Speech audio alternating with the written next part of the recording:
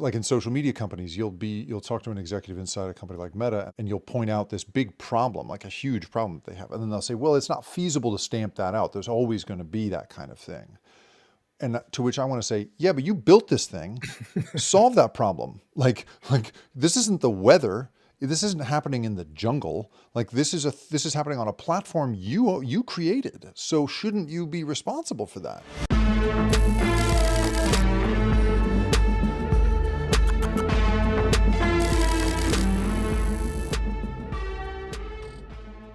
Hello and welcome to Urgent Futures, the show that finds signal in the noise.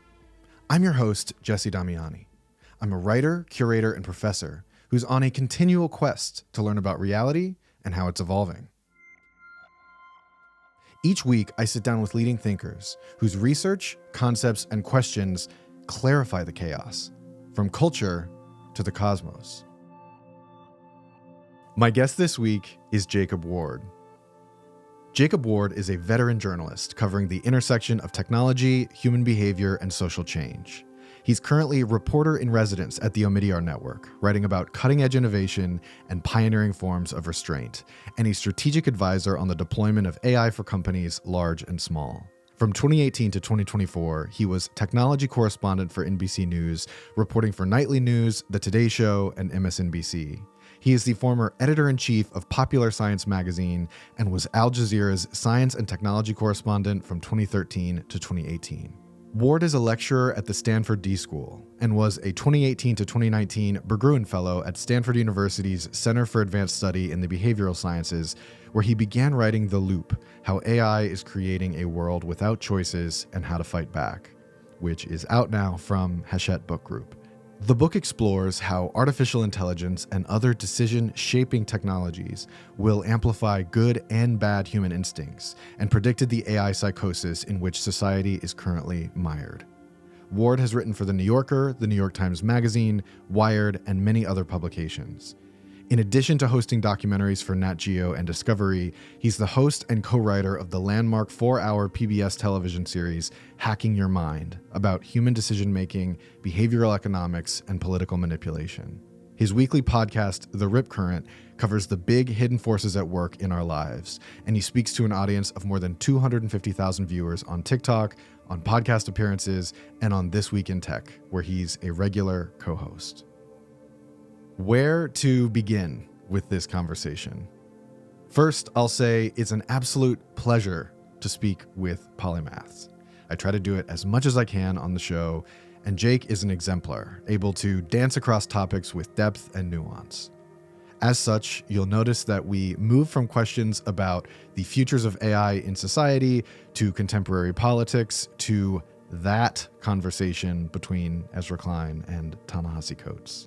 What I especially love is how his ongoing research into behavioral and cognitive science has informed his approach to AI, a topic that has become inescapable, and as such is often crowded with noise and takes that are aggressively mid at best. But Jake has been consistently early and right about this stuff, even calling the Trump election in the PBS docuseries Hacking Your Mind. Meanwhile, he published The Loop mere months before Midjourney and ChatGPT took off in 2022, effectively sketching the key threats that would make themselves undeniable over the following years. These are the early jump-off points in our conversation, but it swerves delightfully from there, and I couldn't be happier with how it turned out. So I'll get out of the way and let you enjoy this rich conversation with Jacob Ward. All right, I am joined today by Jacob Ward. Jake, thanks for being on Urgent Futures. Jesse, it's really nice to be here. I really appreciate it. So I found you through your really incisive vertical video work, and that led me down this rabbit hole of your practice. So I want to get to the topics you're covering in your contemporary, both vertical video work, but also, your podcast and all of your writing. But I actually want to rewind the clock a little bit. Sure. I want to start with Hacking Your Mind. Mm-hmm. So you wrote on your website that documentary series predicted the rise of Donald Trump. It obviously does a lot of other things, but I wanted to invite you to start there. What is that documentary, and how did it predict the rise of Donald Trump? Oh, I'm thrilled to start there. Yeah, that was a really life-changing experience for me. So in 20, what would that have been? 2014, 2013, I got a phone call from a producer who wanted to was making a documentary called Hacking Your Mind. And he was such a cool guy. He said to me, he's like, this is my life's work, really, this documentary. It's going to be about how human beings make decisions and why we are so vulnerable to influence and manipulation. And you and I, if we did this together, would be spending a huge amount of time together over several years. And so I really want to make sure that we sort of know each other. And I knew by that point, you probably know, you spent time in LA, right? When you typically get you do like a Zoom call with somebody, and they'll want to just see that your face is symmetrical and that you can put words together, right? But this guy was like, no, I want to spend time with you. And he was like, can I fly to Oakland, where I live, and hang out for a little while? And I was like, oh, I don't know, it's kind of weird, but okay. And he shows up, and I was in a phase of my life where I was like, I'm going to try and just be absolutely honest with people about who I am and what I'm into.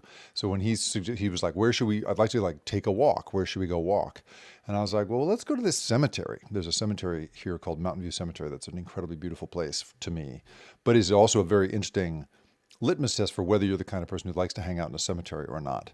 And he was so into it, and we had such this huge connection that it was like a perfect way to get started, because it was all about we just connected over the whole idea of the frailty of the human body and the frailty of the human mind. Anyway, long story short, we wound up doing this documentary series that was a 4-hour PBS series, as I say, about how easily we are manipulated based on the ancient most circuitry that drives the bus for us most of the time. So what the show is basically trying to give the viewers is a crash course in the last 50 years of behavioral science, which has essentially shown that we have inherited a very primitive but very effective, actually it's a very sophisticated, but it's a very ancient decision-making system that drives everything we do based on instinct. And that system, that people like Daniel Kahneman, who wrote a book called Thinking Fast and Slow, he's quite known for that, and a whole constellation of researchers that came out of his work in the 70s with a guy named Amos Tversky, that world has sort of shown us that we are super predictable in how we make choices. And one of the reason that we in the end wound up sort of predicting the rise of Donald Trump is that we were at the time making a show on the supposition that Hillary Clinton was going to win, right? Because that was everybody's assumption at that time, except for I don't think even the Trump people understood that they were going to win. So we thought that this was going to be a kind of postscript to sort of say, wow, look at what almost could have happened if we hadn't gotten on top of the manipulations of our ancient circuitry. Instead, right, we wound up filming right through his election in 2016.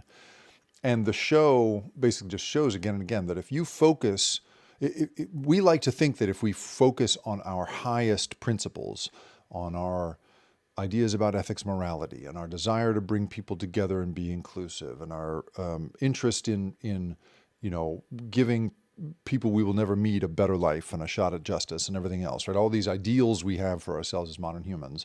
It turns out none of that shit works in politics.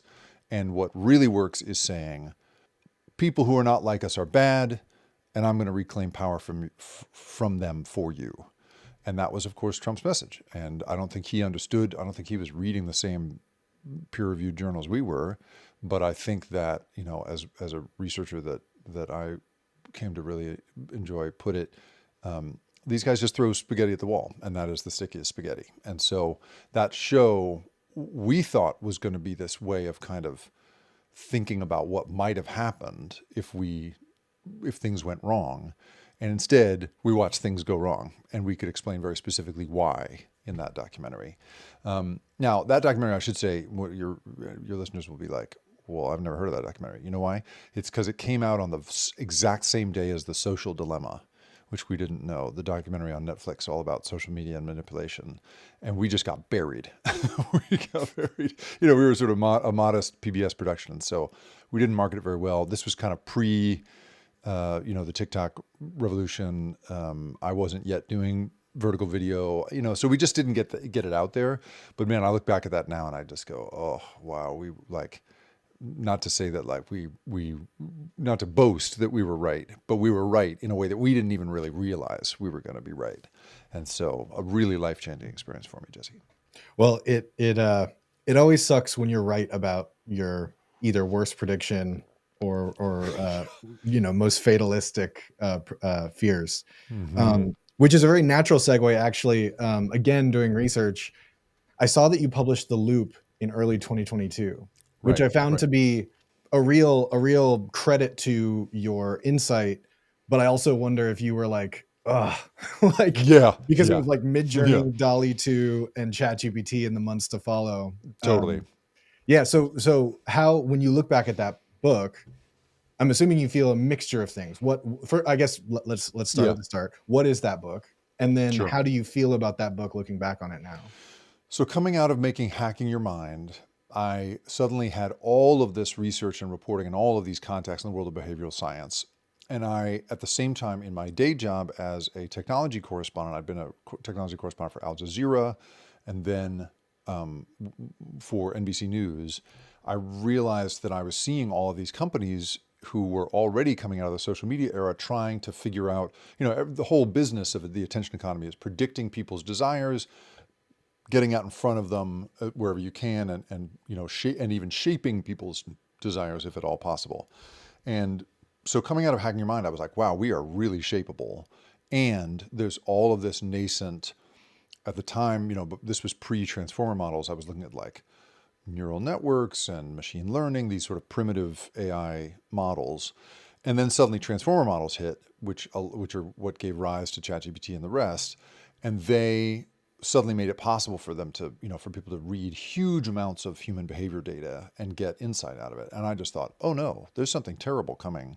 And I need to, I'm not typically the kind of person who thinks like, I have to tell the world a thing or they won't know. But this was a thing where I just didn't see anybody say, I saw lots of books about super intelligence and the Terminator threat of AI and that kind of thing. And I wasn't worried about that. And I still remain pretty unconvinced that that's what's coming. What I was worried about was people are going to be suckered by this and they're going to treat it as way more sophisticated than it is. And that's going to get humanity into a lot of trouble if we're not careful. And so I wrote this book, The Loop, How AI is Creating a World Without Choices and How to Fight Back. But it was so early in the sort of public awareness of AI that we didn't even put the word AI on the hardcover edition. It's The Loop, How Technology is Creating a World Without Choices and How to Fight Back. Because we thought people would be like, what are you talking about, nerd? And so it wasn't until then ChatGPT came out that we were like, oh my God, we got to put out a paperback and change it to How AI is Creating a World Without Choices and How to Fight Back, because that was AI is what the book is about. So yes, like you say, so I thought I was like 5 years early. I thought I was way out in front of this. And at the time that I was talking to people about it, they all sort of, some people were very interested. But when I was doing that book tour, people weren't really paying attention to AI as a thing yet. Certain categories of people were, but the general public certainly was not. And so, that the book came out, right as we're still dealing with the aftermath of COVID, and it just was a tough time to be promoting a book anyway. And then ChatGPT comes out sort of after all of the promotional effort has faded, and suddenly the market is flooded with AI books. And so I get all these emails now from people who say, man, I just read your book and I'm really blown away by it. I thought you were just sort of another one of the millions of AI books that were out there. And so in theory, the abstract satisfaction is to be right and be early. But it is really hard to watch your thesis come to life. The darkest version of your thesis come to life. My whole thing was, we are going to amplify the worst parts of humanity if we let the market run wild with this thing. And man, we're letting the market run wild. And but I have also, so you and I are speaking in part because, I kind of went dark for about a year, in which I just didn't want to even think about it. Once ChatGPT came out and I started to see the wheel spin, I just was so bummed by that I kind of stepped back from it. And I became allergic kind of to my own work in a way. And it's only just now that I'm looking around and thinking, wow, history is littered, I'm sure, with people who just sort of said, well, there's no point to it, uh, there's no point to, I was right, but nobody seems to care.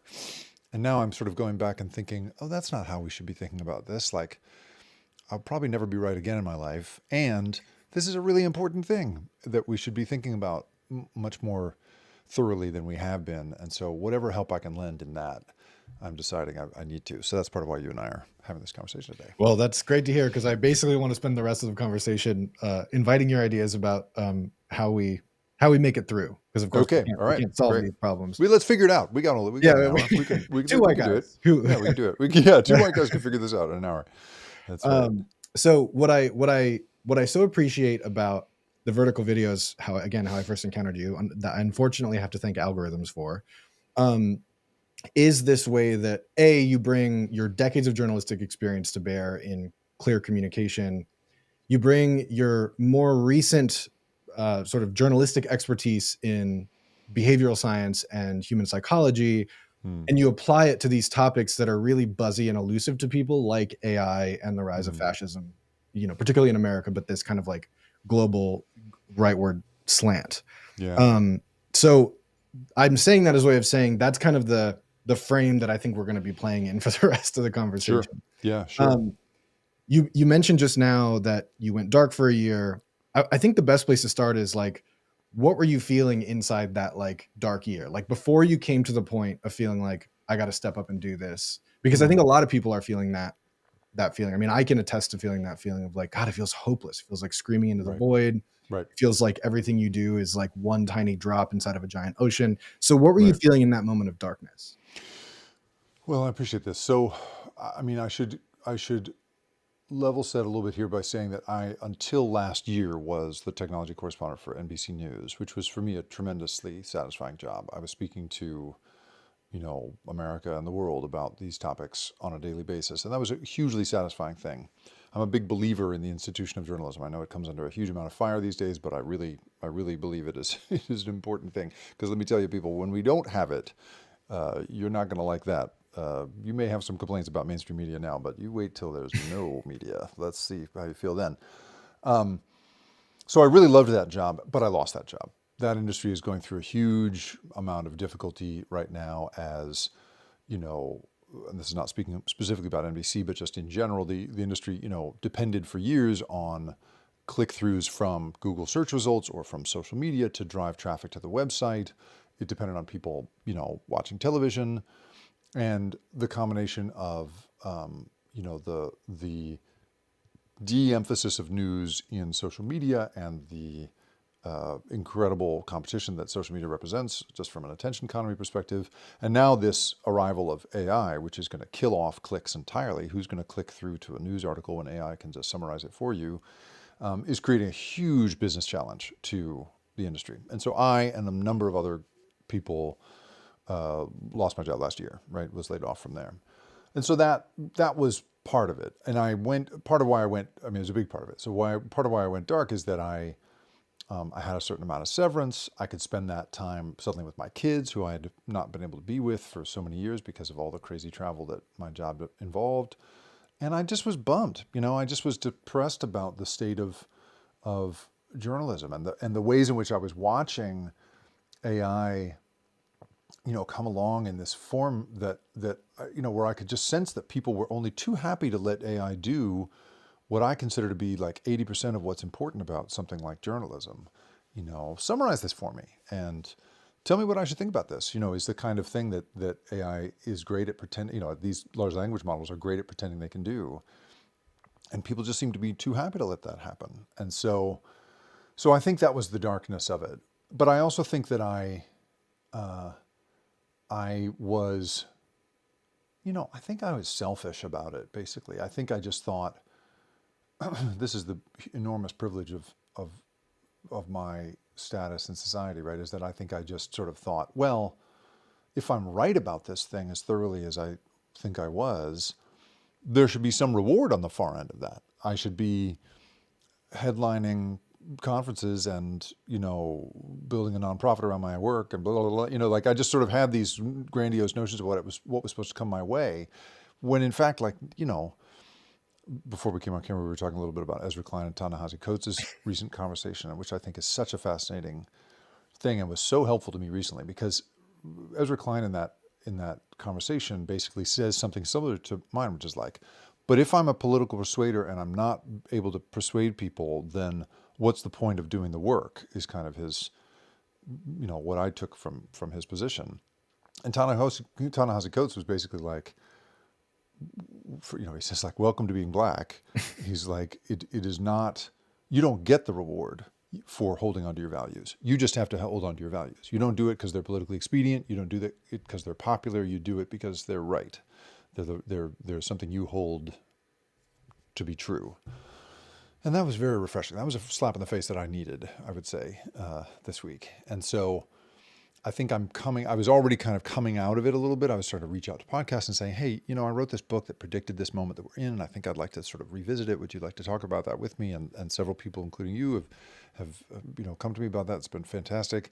And I think this conversation most recently has just had me saying, oh, this is not going to go the way I want it to, maybe even in my lifetime. But I still need to keep articulating what I've seen in the decade plus that I put into this book and into this beat. And so that's I think that's the darkness and how I've at least started to try to emerge from it. Mm.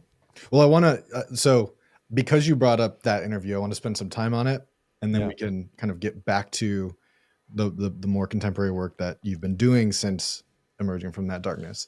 Mm-hmm. There's been, I've been sort of batting around the idea of like, my response, my think piece take on it. And I've been finding myself like kind of unable to do that just because there's so many out there. And still, sure. I think there's like an endless amount of things to talk about there, because you have somebody, this is my estimation, I'm not putting this on you. You have somebody who, like politicians, has like ascended so thoroughly into abstraction that they've like lost the plot that these are things that happen in the world. And so you had this kind of this like 2-week period where I think any willingness among actual leftists to entertain him as a centrist character evaporated. You had the Charlie Kirk, his like Charlie Kirk eulogy. I don't know exactly what he would call it, but right. In which he praises Charlie Kirk for doing politics right. Right, doing politics the right way. Yeah, exactly. That's right. He has Ben Shapiro on the show to talk about de-escalation. Mm-hmm. And then he has that follow. I mean, and Ta-Nehisi Coates says this in the interview, that it is good of him and brave of him to have him on the show after such what is a very civil but scathing critique of his Charlie Kirk eulogy. But that conversation was infuriating to listen to me. So let's start there. Like, what was I'd like to hear your take on it? Well, say that again. Well, so I'm interested by your take on it, because, okay, so I'll give you my 30 seconds and Perfect. you give me your 30 seconds. So my 30 seconds is, this is someone who, so Ezra Klein in this conversation basically he says two things that bothered me, but I also can relate to, because I think it's actually, I want people to be public with unattractive ideas wherever they can, so that they can actually be hashed out. And so in his case, he basically says two things that I thought were unattractive, but I'm glad he said them. The first one we've already mentioned, which is this thing of, I'm not having the effect that I thought I was going to have. He keeps saying, we did not, we have lost the popular vote this past time. We've lost the electoral college. Like, we've lost the sort of the body politic because we're not making our case properly. And so he ruminates, should we be shifting toward more friendly ways of putting our ideas? Should we be, electing people that run on more conservative ideas, but they'll secretly enact things that we want? Like, he's sort of speculating about whether or not we need to kind of like, he's talking about, people, his listeners and people who agree with him politically. Should we disguise our plans so they're more palatable to people? And so that's one thing. And I knew something was wrong with it, but I had to talk to many, many people over the course of that week to work it out. And my wife, among many people, had a big reaction to it. And one thing she pointed out was somebody she had been talking to who's a sort of systems change person. And she was saying one of the reasons that you hold the line on your ideas is so that the center won't drift away from you. If you let it drift, then the whole conversation moves in a direction where you don't get to be back where you were. You'll lose the center.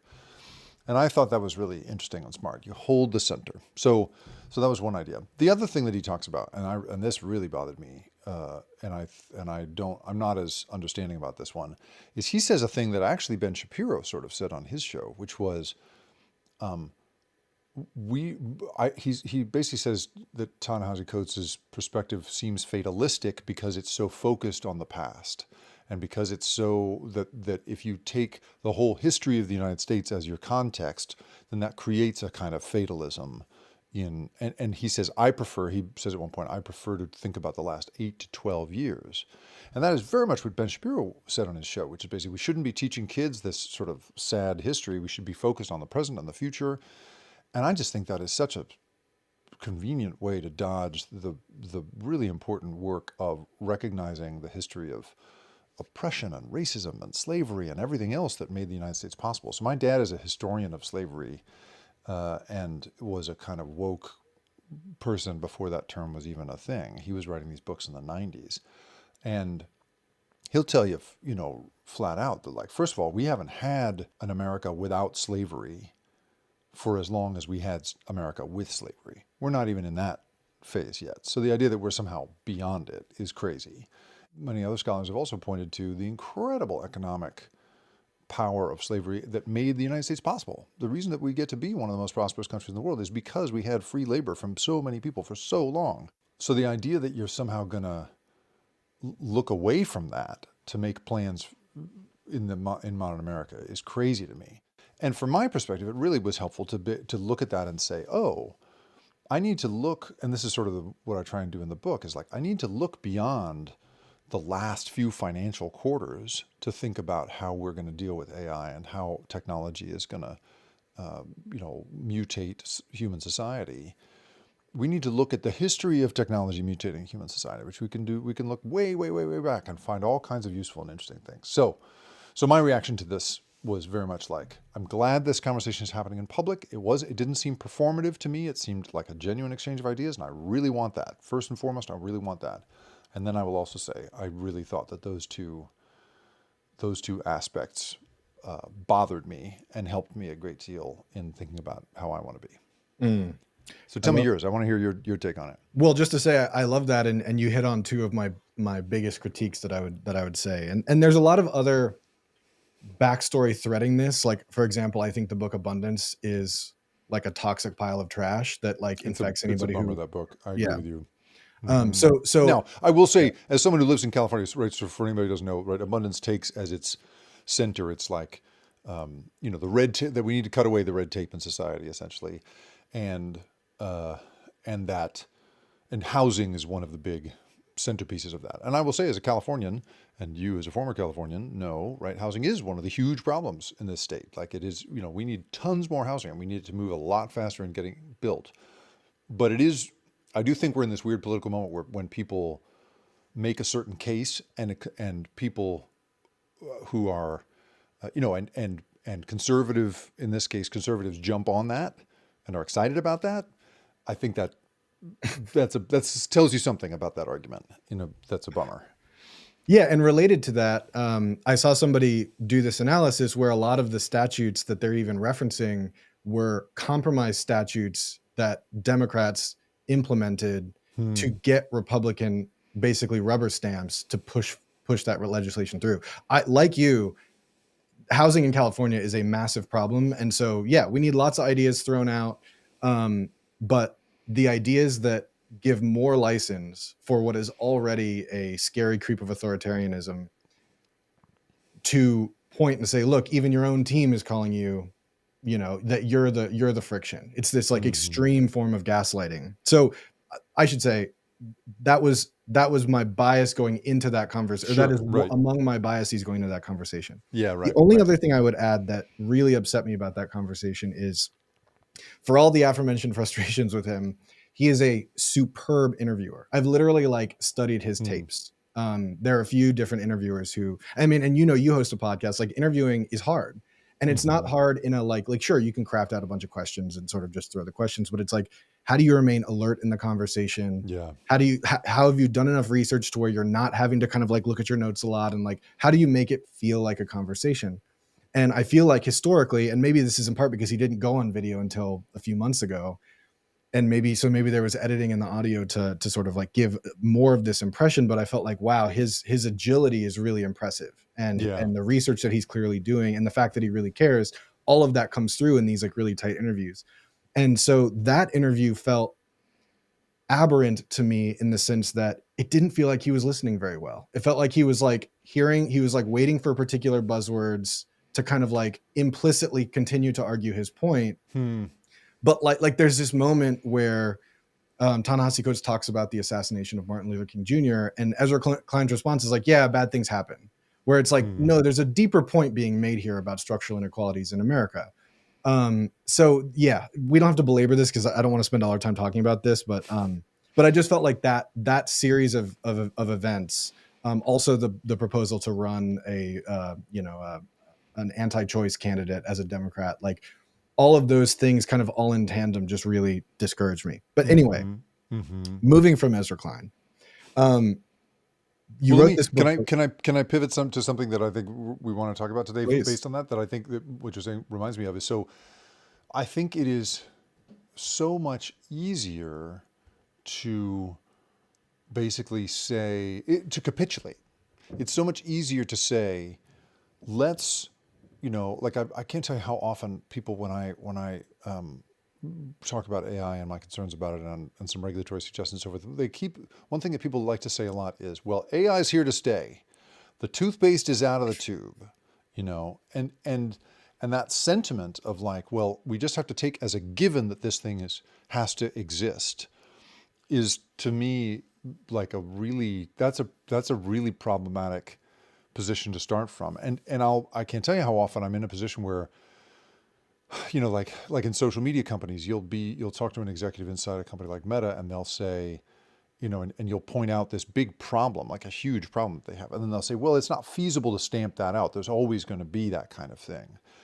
And to which I want to say, yeah, but you built this thing, solve that problem. Like this isn't the weather. This isn't happening in the jungle. Like this is happening on a platform you created. So shouldn't you be responsible for that? And I think it's easy to sort of say like, well, this is the way of the world now, and so we don't, because it's so much harder to stay disciplined in the face of big systemic changes that we really don't like and really don't want. And so I don't know, what you're saying reminds me of that, the instinct to sort of say toothpaste is out of the tube, rather than saying, hey, you know what? We put the toothpaste into the tube. Like, we're pretty good at tubes in this country. Like we kind of put toothpaste wherever we want it, really. Like, aren't we good at that? So that's how I end up feeling about that. I love that. Well, and it relates broadly. Like, there's like, it's kind of like a Matryoshka doll sort of situation where it's like, to me, one of the outer layers of that Matryoshka doll is progress, where it's like, well, progress has got to happen. And it's like, right. Sure, if you think so, but progress for whom and toward what? And like there's so many sort of particulars inside of that just get sort of swept away. Yes. And to your point, It's not the weather. These are things we're creating. Yeah, that's right. That's right. I sat with a group of people I had the good fortune to be part of a fellowship it was a behavioral science fellowship. Anyway, it got invited into various academic circles that were really interesting. And one of them Stanford, was right? Yeah, at Stanford. And one of the gatherings I got to go to was a whole thing about sort of like reimagining, basically reimagining the politics of growth was the idea. Because what they were basically saying is that like the vision for America has always been growth at any cost is good. And how can we sort of rethink that? And that was many years ago. That was 2018, I think, that I was in that conversation. And now I have this book concept that I'm putting together, and the tentative title of it is "Great Ideas We Should Not Pursue," because it is. I think we're absolutely at this moment that you were describing, Jesse, which is like, wait a minute, why are we building this thing exactly? Like, what problem does this solve? Like, I just think to myself, like, haven't we made enough money? Like, isn't there enough of that going around at this point? It's not well distributed, but there's certainly enough, And we created that too. And we created that too. So, like, shouldn't we be trying to get to a point now where we think about building things on a basis other than market fit and innovate, the potential for innovation? Like, what is and people will say, well, what is the purpose of living and working, and what's going to be our motivation in this world if it's not to just sort of build things? People often say, like, I'm a builder, I like to build. And I'm with that. I like to build things too, but I think we do have to think a little bit beyond the traditional rewards of it and think, like, what are we building, and why exactly? Because we are definitely in that moment where, like I'd be curious for your take on, have you played around at all with the new Sora? So Sora is, I'm so glad you brought it up. But let's go. I haven't, but I'll explain why later. Okay. So ChatGPT maker OpenAI, for anybody who doesn't know, has this system Sora, which is it's like Midjourney. It's a text to video and text to image creator, and now they've given you the ability to make 10-second vertical videos of anything you want, and it's gonna basically like be that. And already my TikTok is full of these. Here's Martin Luther King as a DJ. Here's the Jesus and the disciples doing a restaurant review. And they're funny, and there's some funniness to them. But holy shit, like, what problem are we solving? And what about what's gonna happen when we can't believe video evidence anymore? It's really freaking me out. I'm curious what your reaction has been to this. You took the words out of my mouth. I guess I'm actually working on a piece about this that I will publish. So I've been covering disinformation and deepfakes since 2018, off and on. Mm-hmm. And my fear that I outlined in that earlier coverage was, like, actually the high level stuff is really never what we need to worry about per se. Yes, it's a problem. Like, there will definitely be sort of AI slop of politicians saying things they didn't say, but then that will get debunked pretty quickly. And people will just have a little egg on their face, and it's kind of like game over. But the whole thing about politicians is they're highly public. So if there's nobody there to assert that they said what they said in that false video, then that's a temporary problem. Mm-hmm. But there's this whole other dimension that I think is a much vaster problem, which is what you're getting at, which is A, just the sheer deluge of noise. But B, the existence of synthetic video this plausible is that now bad actors are like, yes. Oh, man. And one thing that I've put in this report, which will be out by the time this episode comes out, it's literary how concurrent Sora 2 coming out is with the ongoing delay of the Epstein files. Because you get to a point where 2-3 months down the line, and say the Epstein files finally do get released, all of a sudden they have this thing to point to and say, like, oh no, this is just the radical left FBI, Biden's FBI. Look, there's these incredibly capable video generators, and so all this evidence you're looking at is fake. And that, as a microcosmic example of what I think is going to be a vast phenomenon. And then, to your point around, like, how we relate to history, like, I do think it's fun and playful to remix, and so I'm not trying to, like, shit on that impulse. The early internet, right, was the great lesson of it was we should let people remix whatever they can. It's super cool and amazing and makes cool things. That's right. Totally. So it's like I don't want to poo-poo that, but to your earlier point, it's like I'm not entirely sure what problem this solves, but I'm very sure about all the problems it creates. Yeah, exactly.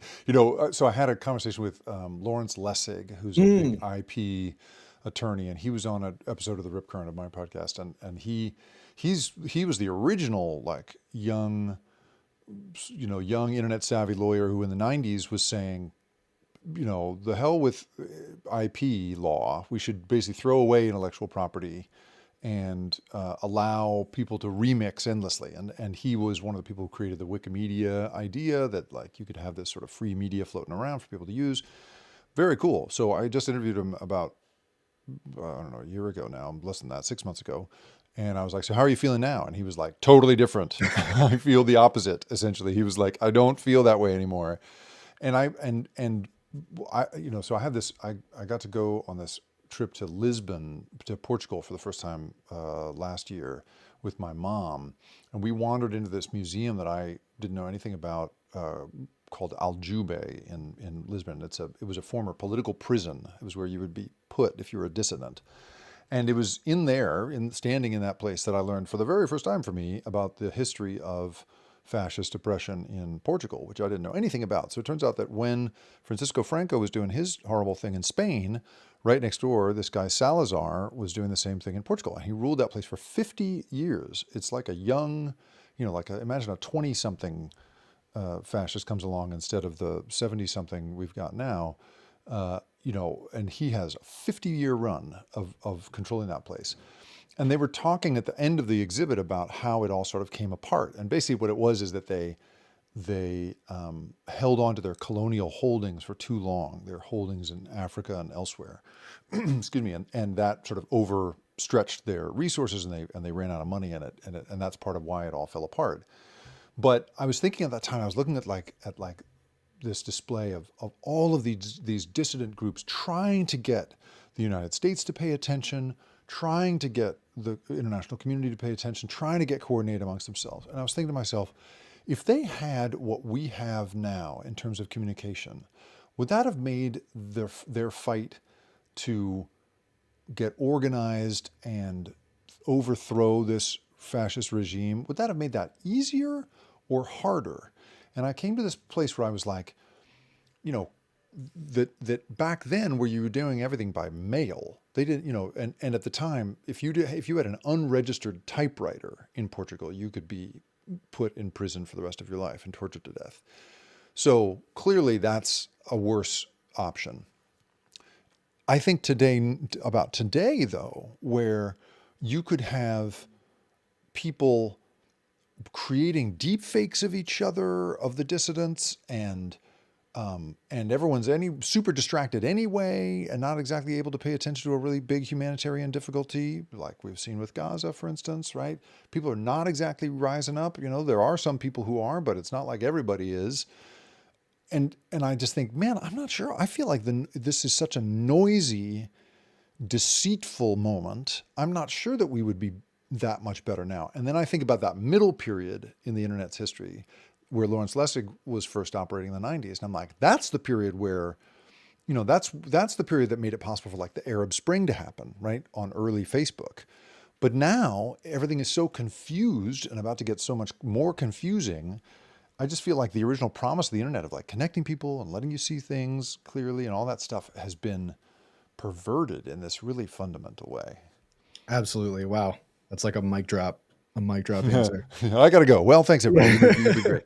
That's all for now, folks. So you're moving us in the direction that I'm really excited that we're going, which is, again, the sort of interconnection of AI, behavioral science, and the sort of rightward slant of lots of places, but particularly America. Yeah. I think in order to get to the rightward slant thing, I'd love to spend a little time kind of zooming all the way out and doing some of the bullet point take format of what the 2025 AI landscape is. So really thinking through what are the risks that are most alarming to you? What are the ways that people should be thinking about AI? Like, what's the AI landscape? And then you can kind of see how we point that. Yeah. So here's how I think about the landscape that we're in right now. So first of all, my top headline is power.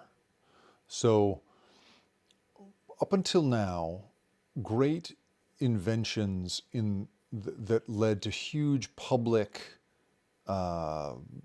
communications infrastructure, like the internet, for instance, came out of government and academic research, right? Those were publicly funded programs. This is now, I would argue, a more transformative, and I don't mean this in an admiring sense, I mean this in a dangerous sense. I think this is going to be a more transformative moment, potentially more transformative moment, and it is entirely in the grip of basically 7 big companies. And those companies are hiring the smartest researchers out of academia, giving them titles like research scientist. That's like one of the hottest LinkedIn job titles out there, and letting them come to these corporate campuses, right? Everything is named as if it's a university, and letting them, and co-opting basically this incredible public talent into this private effort to create these foundational models. So the big foundational models, right? So this is those made by companies like OpenAI, Microsoft, Facebook or Meta, Perplexity, Anthropic. These companies are the only ones with the resources it takes to build these big foundational models because they cost incredible amounts of money. And so it's just, for me, I'm just like, this truly is like, this is a very powerful cartel that oversees the industry, essentially. And some people are building their own little models here and there, but for the most part, those guys run the show. And so that's one big headline. There's a huge amount of power at the top of that. That then gives rise to all kinds of, so for me, there's many concerns with that, but one of them is political. So the nature of being the head of a huge company like that is that you are by your nature a very transactional person. You're not typically in that role because you have very firmly held principles that you're willing to, that you would compromise a company's future for.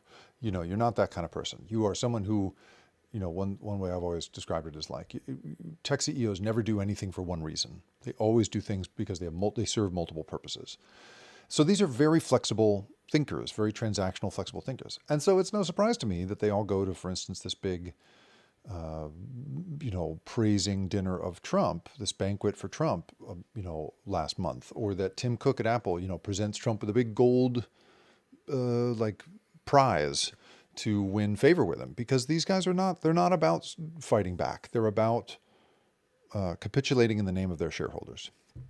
And so there's that. There's the power that these guys have, and then there is the, once upon a time I had people would always say to me, well, you can trust, we don't need regulation. You can trust the moral compass of these companies because they are so enlightened. And once upon a time that was true because it had to be, because that was how you recruited young people to work for you, was you had to show that you were very moral. I don't think that's as true anymore. And we're seeing now that the political expedience of, being willing to work with Trump on some pretty spooky stuff is now part and parcel with being the head of one of these companies. So there's that. Then there is the financial worry I have. So the capital expenditures, the investment in stuff that these companies have made, in building data centers, because you have to build these huge, just mountains and mountains of servers to process. Every time you ask for a three-breasted woman, out of Sora or whatever, you are crunching through a huge amount of data and a huge amount of power and water for cooling. And so the mountains of what they call compute that you have to put together to make that possible are hugely expensive. And so these companies, those capital expenditures accounted for 1/3 of the growth in GDP between last year and this year, right? The total economy is like, it's in the, I'd have to look this up, but it's like, tens of trillions, but it's, there's a number, right? And NVIDIA is like, which makes the chips for these companies is like 4 trillion right now, so, and NVIDIA has begun sinking investment money back into OpenAI, who is one of their number one customers. So you suddenly have this kind of human centipede situation in which people are beginning to invest in one another in a way that is very incestuous and weird. Plus, there's all kinds of sort of derivative financing kind of stuff that smacks to me of the mortgage crisis. So, if we're going to put so much of our if so much of our GDP is going to depend on these companies, and even 1/3 of the value of a company like NVIDIA goes away, that's going to have an incredibly destructive effect across the economy. And so as I see them engage in these weird financing shenanigans, I get more and more nervous about that. So those are those are the bullet points of just like, that's the one where like, if aliens landed on the planet and I needed to explain the structural problem that we're facing, that's the stuff that I would just be like, here's the easy thing you can see. And then Below that, you get into the squishy stuff, which is my layer, which is, you know, I think people are very, very eager to hand off difficult work wherever they possibly can. It is not our fault. It is in our programming. I have a whole book about it you can read if you want to. That we are built to outsource our decision making. It's how we've come this far. And nothing is more tempting than a fancy looking machine that offers to make your choices for you. We love that kind of machine. We have throughout history. And so in my mind, this is the ultimate hack for your mind, this system that promises to make your choices for you. And that is why you are seeing company after company scrambling to fire humans wherever they can and give these machines the ability to decide who gets a job and who gets a loan and who gets bail, who's going to date one another. We're just so eager to hand off to these things. And so that's the squishy layer below the big structural and political and economic problems that I think these systems are going to create. That squishy layer for me is where I spend. That's my 3 a.m. layer. That's where I wake up and gnash my teeth. Well, let's spend a little more time there then. Yeah. Maybe one way in, you did a piece recently that was, I'm getting the title slightly wrong, I think, but it was like what Sure. GPT-5 really means. That I think kind of connects into this squishy layer you're describing. So GPT-5, when they rolled it out, they did this big, in the tech reporting world that I've been in, you spend hours and hours and hours negotiating access to these product debut moments. These Apple, one more thing, iPhone debuts kind of things. And the dog and pony shows that they do are very, like, the choreography of them are just something I've spent a huge amount of, like, an embarrassing amount of my career on. And so the GPT-5 rollout was so amazing because it obeyed all of that same stuff. Like, oh, thanks, Sam. Now I'm going to tell you guys about it was that format, but for a thing where, for instance, they at one point they bring up I think it was an employee of OpenAI and his wife who is stricken with cancer. And they have her describe just how useful GPT has been for her in navigating her journey through cancer. And I just was like, whoa, like this is a system that doesn't, it doesn't understand words. All it does is parrot them extremely well. Like they love to talk about it as a reasoning model, and that it is learning over time. And, as any technical person can explain to you, that is not how this system works. What it does is it knows based on what's been said already, how statistically likely the following combination of words are to come next. So it's how I play the piano. Like, I don't know anything about music theory. I can just I've learned a thing and I can do that one thing. I don't play the piano. I just am a mimic, and to see that deployed for this as a sort of cancer doula was like, oh my Lord, and then it sort of dawned on me over the course of that thing that what they're also trying to do is, as we were just talking about, there's this incredible amount of money being invested in this stuff. And the shareholders in these companies, the investors in these companies are going to want that money back at some point, which is why this alarm has been raised by Wall Street analysts over and over again. Like, when are we getting our money back exactly on this, incredible investment? So it's just clear to me that the pressure on these companies is building and building and building to make a product and make money back. And that's why you have them talking about advertising. It's why you have them, talking about using this stuff to navigate your medical diagnosis.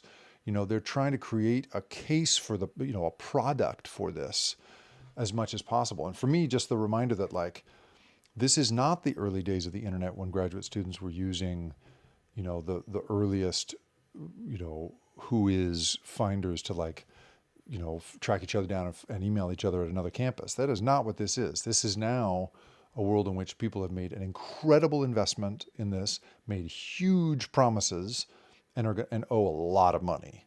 And that's going to, I think, lead to some really squirrely behavior that I'm really worried about. So that for me, GPT-5, I think I was trying to make the point that like it just represents this turn toward, not just playing around with this stuff because it's fun to write wedding vows with it, but companies really trying to get it into your life wherever they possibly can to make money off you. Totally.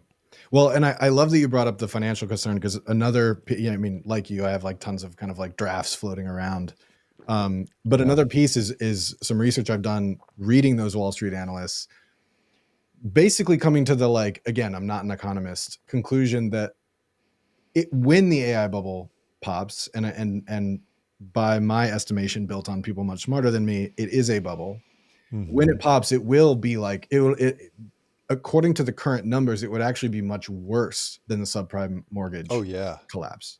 Right. And so it's like, what's the runway there? Is it 6 months? Is it 18 months? Is it 36 months? And that matters when we look at the ways that inevitably the economy is wrapped up in the political decisions that are being made. And of course, disorienting moments financially end up being fertile ground for authoritarian takeover and for struggle. Yeah, right. I mean, we've certainly seen that, right? That's the history, is like unemployed men are one of the great lonely unemployed men are one of the great destructive forces in history. And we're about to see a huge amount of that. I was just at a gathering in Washington, D.C. of people who were thinking about labor and AI. And one speaker, very smart, she was saying that her theory is that AI is going to be to high school educated women what the Industrial Revolution was to, or what outsourcing and offshoring was to high school educated men. And she was making the point that she worries that, the good clerical and bookkeeping and admin jobs that you can get with a high school degree that can lead you into a real career, you can retire with, have a good middle class life and retire in that role, that's all the stuff that this stuff is designed to replace, or is being used to replace. And I think there is such, I think Andrew Yang, who ran on this idea of universal basic income, was, I think, a little, talk about a guy who must be frustrated that he was early and right? He is that guy. And he was early and he was right. That I think we are about to enter a world in which so many of the jobs that we took for granted as being a pathway forward are going to just disappear, not because they need to, but because these companies are pushing so hard to make their money back, and that ends up being why. One thing I quote over and over again, because I think it is so helpful, is Sam Altman, founder of OpenAI, told Alexis Ohanian in a January 2024 podcast interview that he's got a bet going with his tech CEO friends as to what financial quarter will see a one-person billion-dollar company. That's sort of and it just teaches you everything you need to know about the perspective. Is like that clearly he considers that good, aspirational.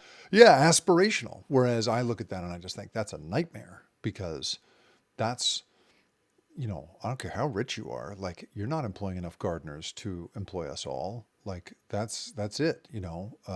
Any thought that we had that, trickle-down economics never really worked, but it's really not going to work when there's a handful of single-person billionaire companies.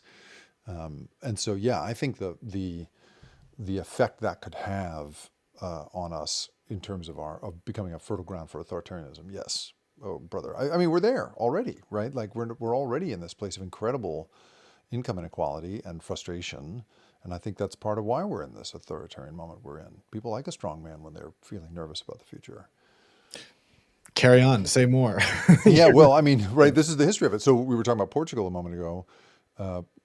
Salazar was a finance minister, a sort of young buck finance minister. And at that time, there was a kind of liberal monarchy. I mean, it was literally like, it was what we would have in the early 20th century, what we now consider coastal elites, right, were in charge. Kind of, it was that sort of idea that these sort of like highly educated monarchs they had no answer for the big financial distress that Portugal was in. People were having a huge trouble, putting two and two together. There was just enormous hardship. And along comes this authoritarian figure, Salazar, and he's a finance minister at the time. He says, I will fix this problem. I will take the power back from the elites and give it to you and make your lives better. And that set the stage. And he, but very quickly he pivoted to, away from just, making the economy better. And he actually knew something about making the economy better. I should be clear. Like, that guy actually knew, he was a finance minister. He was educated in finance. He wasn't just a business guy.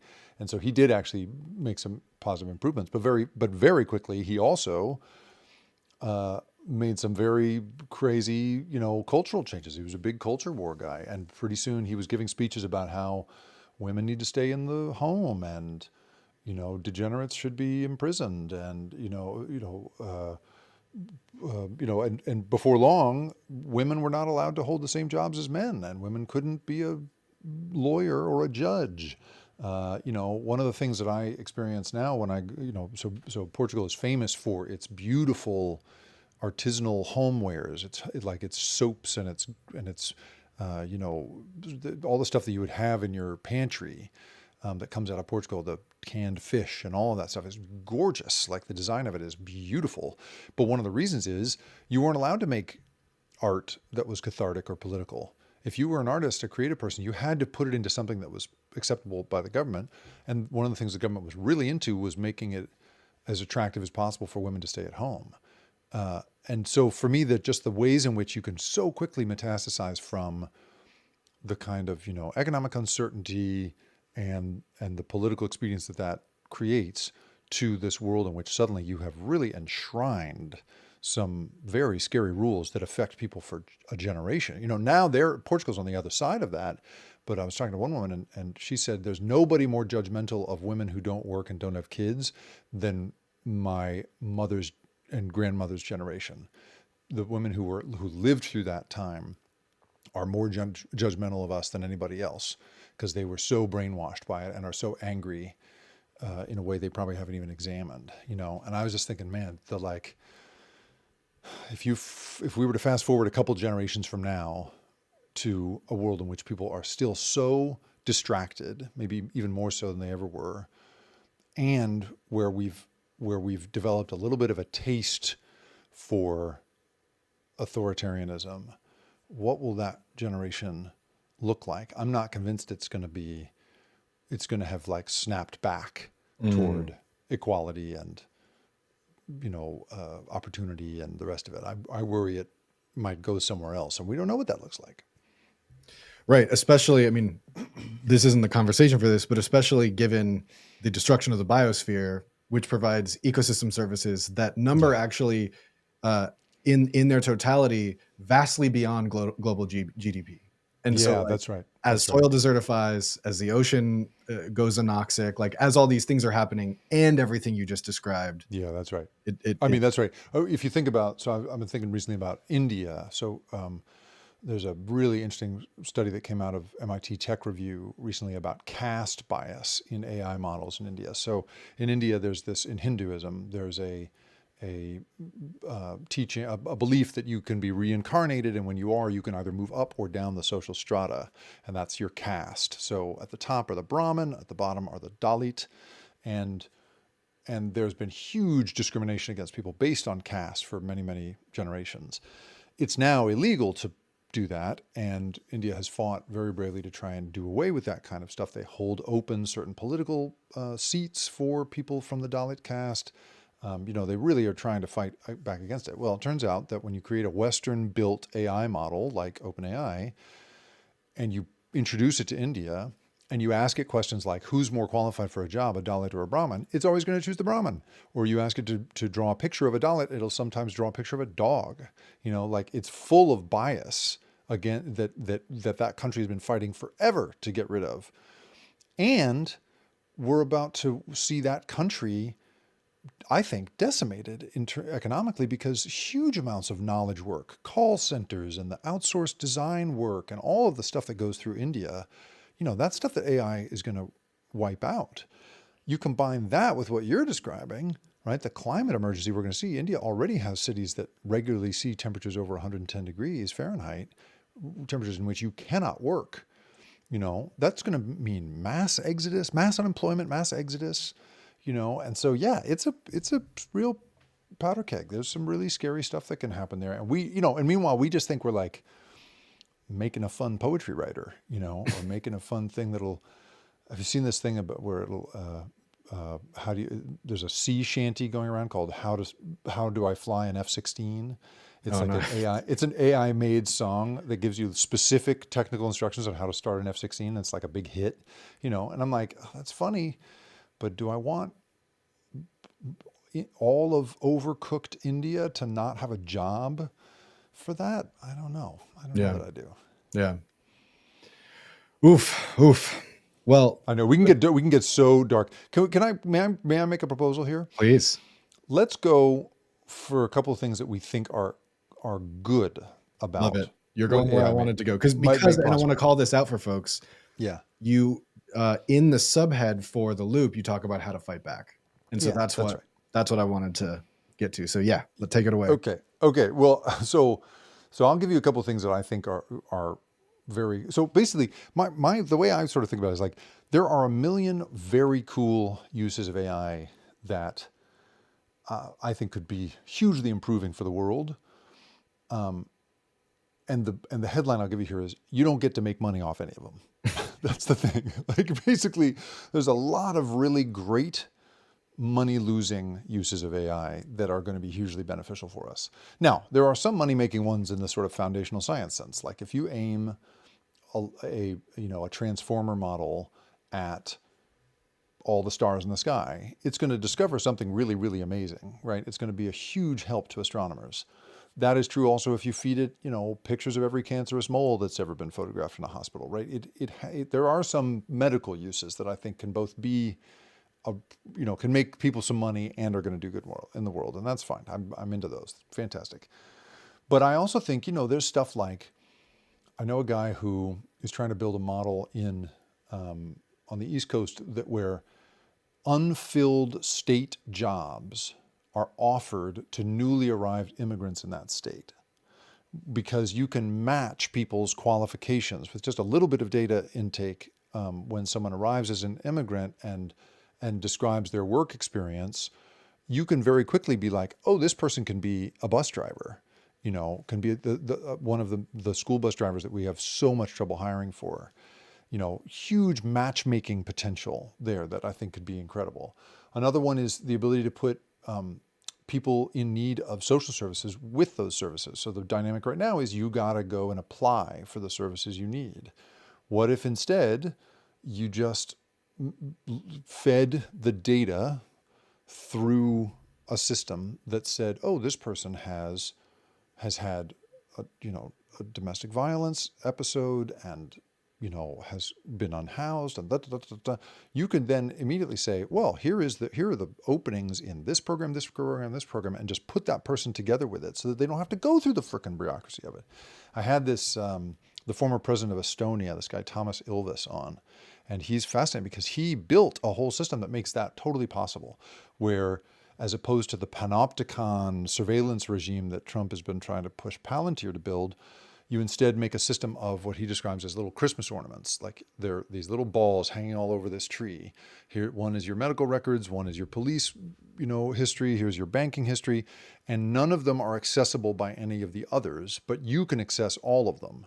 And we could absolutely build something like that such that you could say, oh, based on your history, you would really benefit from freaking therapy, or whatever. Like we could match people with what they need using these systems, I think, in a way that could be really, really positive. So between that and for me, there's a huge amount of historical investigation that I would like to see. There's a guy I describe in my book named Donald Black, who has this incredible theory that he has managed to put together over like 50 years of work about how that law falls unfairly on people of different groups in a way that you wouldn't necessarily be surprised by. But he has identified the mechanism by which he thinks that gravity falls more harshly on some groups than on others.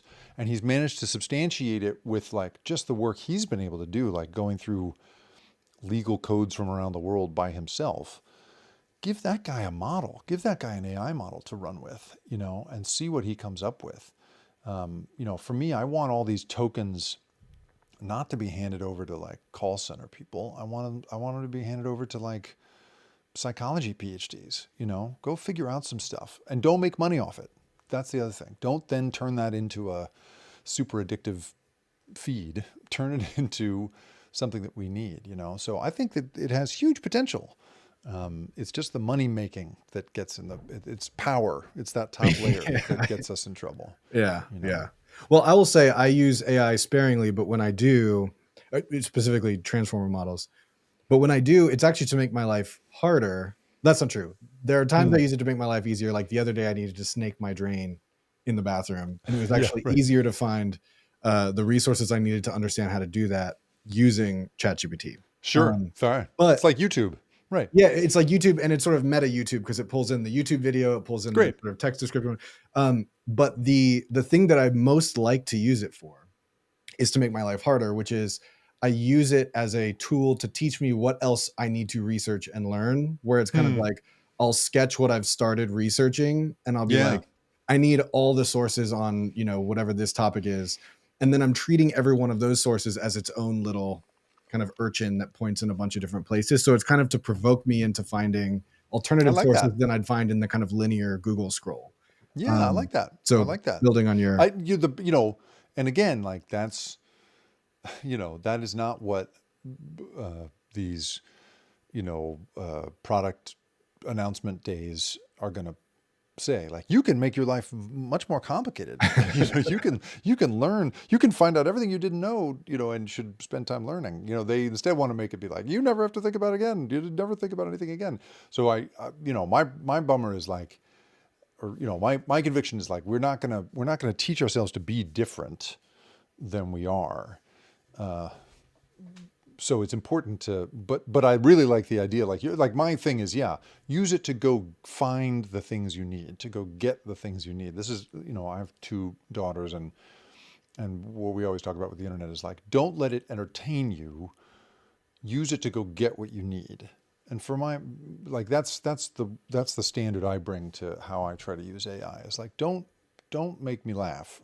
I got friends for that. Go find me, the top, moments on the last few Urgent Futures podcasts, you know what I mean? And let me know, how to best give Jesse what he wants, that kind of thing. Like you can use it, I think, as a research assistant in a way that I like, that I think would be good. But, so the easy money making isn't about research. It's about, making you laugh, making you distracted. We are worth more in that form than we are, activated and educated. 100%. Yeah. Okay. Well, I want to spend the last chunk of time. We got a little bit of time left. Just looking at like that fight back question. Like, obviously we have, Larry Ellison's in the ring now. You've got all the concerns around TikTok, which I know that you've spoken and written about. Man, I had such a good thing going on TikTok, and now it's going to go. Yeah, now it's going to go away. I guess nothing lasts. It's just how it goes. Yeah. Keep going. Nothing gold can stay. But yeah, what looking at the landscape and that really beautiful and lucid breakdown of what the big problems are as well as the squishy problems. How do we fight back in this moment? What are some things people should be thinking about doing in their daily lives to push against this kind of techno-fascist, techno-authoritarian emerging reality? Yeah. So I think that there is a I what people can do in their own lives is always a tricky thing for me, because the way the system is built and the way the technology works makes it very difficult for individuals to do anything. And that's by design. There's a reason that you're not allowed to renegotiate the terms of service on your iPhone. You have to either accept it or not use the phone. And that takes away your democratic inputs. You're not allowed to have your typical democratic inputs. You can't go meet with Tim Cook and renegotiate, right? And so that, for me, when people talk about, what can a person do at home, I just want to point out, like, it's too much to say that it's on us to fight back, because that is, I think, not feasible. But I'll start with some basics in that realm that I think is good. So one is, I just think, like, you're what you described about how you use ChatGPT and other models is really is something I want more people to do, and that is friction. I want people to introduce a little bit of friction into the process. So for me, that's things like, I am very susceptible to addictive behavior with my phone. And so I have to like brick it every so often. I use a thing called a brick that is literally a little, I have it right here. It's a little 3D printed RFID tag. I click my phone against it and it turns off all but the most basic functions on the phone until I come back and brick it again, unbrick it. And for me, I have to use that or I lose the whole day to scrolling TikTok or whatever else. And so I introduce little bits of friction in my life all the time for that. It reminds me a little bit of what I had a guy on the podcast named David J, whose specialty is fighting loneliness and how to make good friendships. And one piece of advice that he has is one of the good watchwords for him about, he talks about the difference between a good, like a real relationship and a transactional relationship. And I was like, well, what's the difference? And he's like, well, in a transactional relationship, you know exactly what you're going to get. You know just what the two of you are going to do. And this is what a lot of professional relationships are. He's like, whereas in a real friendship, it's a surprise. You don't know what you're going to get. And to my mind, our use of this stuff needs to sort of be based on that. I like that idea that like, keep it so that you don't know what you're going to get. Don't fall into these habits that where you know just what the day is going to look like, based on scrolling TikTok forever or using ChatGPT to do all your work for you. Like just what it'll be. So I don't know. I'm sort of thinking out loud with that one, but I'm playing with that one. The thing that I'm hitching most of my hopes to in how this gets and how things change is the courts. Like lawyers have a bad rep in this country, but I really put a huge amount of faith in, or hope anyway, in how the legal system could work, because a highly motivated litigator with a class action lawsuit can make huge differences in this country. That is why you and I, Jesse, are not smoking cigarettes right now as we have this conversation, right? The ability to sue the bejesus out of the cigarette manufacturers is a huge reason that we don't smoke in the numbers we used to. Lawsuits are part of how we got seatbelts in cars. It's why football players wear helmets. We are able in this country to make huge changes based on that. And right now, and we are already seeing litigators make an argument against big companies, not just on the basis of economic losses or death, which is typically the basis on which we've only ever won in the past, but on things like, you created a change in someone's brain. You shaped their behavior in a way that was not good. And, and even, they've been doing that for a long time in places like Europe, but even in the US, where we are typically pretty allergic to thinking of people as being manipulatable, we like to think that everybody's responsible for their own behavior all the time. We're seeing big companies do big settlements. There was a big settlement with a bunch of book authors recently, I think is going to cause another big foundational company to be like, maybe we're not going to just steal everybody's work in the future. I think the parents of this kid, Adam Rainey, who committed suicide after spending way too much time on ChatGPT, they're suing OpenAI, and if a class action comes out in a few years, because a lot of kids are doing that, that could be a big change, So I really believe that the courts are potentially able to do what, as individuals, we don't have the power to do, and as a body politic, we don't have the political will to do. I think the ability to sue the bejesus out of somebody is really a still very powerful thing in this country, and I'm putting a lot of faith in that. All right. Your lips to God's ears. Yeah, we'll see. I have 3 questions that I like to close every episode with. You can think of this as a lightning round, or you can give a little elaboration. Yeah. So the first one is, what's one thing you wish people paid more attention to? I really wish people paid more attention to how basically, I want people to understand that these LLMs don't know you and don't know what you're saying. They are only mimicking, they have an incredible memory for statistics. And so when they hear the beep, boop, beep of your words come in, they know that beep, boop, beep corresponds to these beep, boop, beeps, and they give those back. But they don't know what beep, boop, beep means. They don't know that. And so the illusion that this thing knows you and is in some way learning you is an illusion. That's not what it does. So before you take cancer advice or hand these over to your kids, you should know that. So I wish people understood more what AI is not. That's my big one. Love that. What is one resource you recommend for making better sense of reality? Well, I would.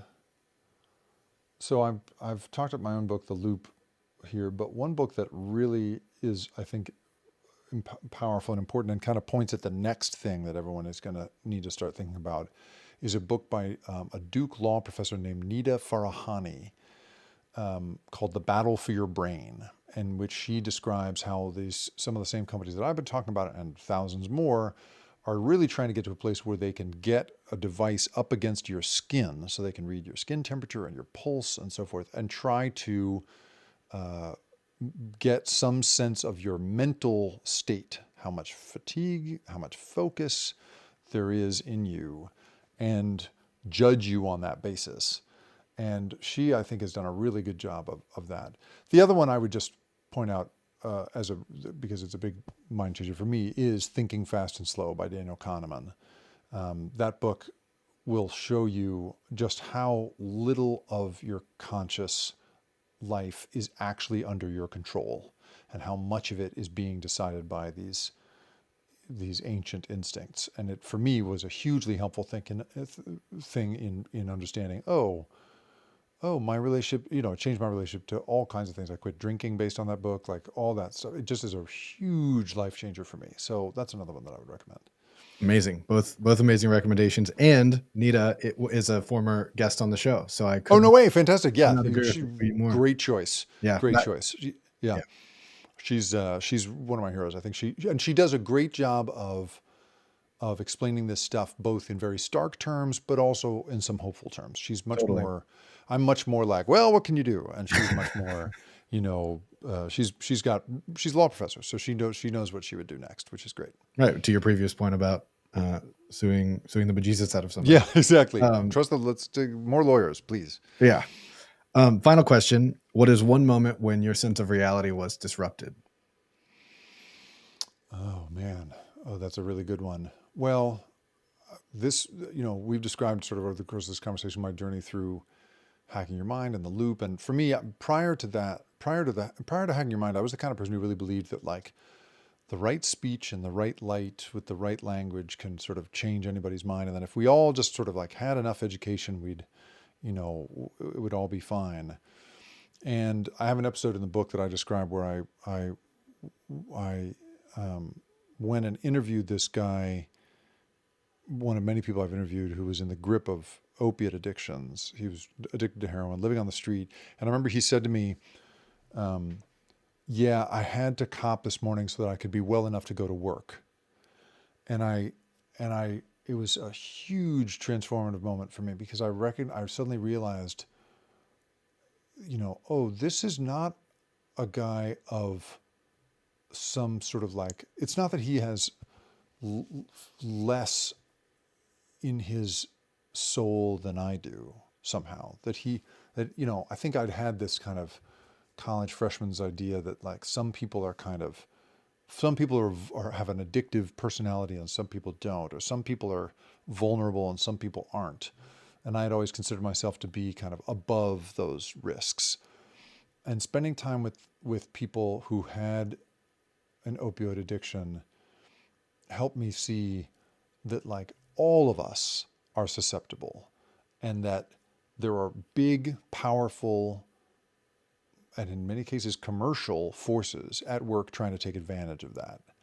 And so for me, I really had a big transformative moment in realizing like far less of my life is in my control than I think it is, and far more people are trying to fuck with me than I thought were. And I need to be smarter and better about that. And so, yeah, that 2016 to 2020 period when I was writing that book was that really changed my life. Thank you for sharing that. Okay, well, Jake, this has been far more illuminating than I expected, and I already had extremely high expectations. Well, so. This was great. I am exhausted. This was this was an intense conversation. I really appreciate your time and the fact that you give as much room as you do for your guests to think these things through together is a really nice and refreshing thing. Oh, thank you. Thanks for this. Thank you. I'm glad to hear that. As the last bit, if you could just tell folks quickly where to find you and maybe give a sentence or two on the Rip Current. I really appreciate that. So the Rip Current is a podcast and newsletter that I run on Substack and on all the podcast platforms.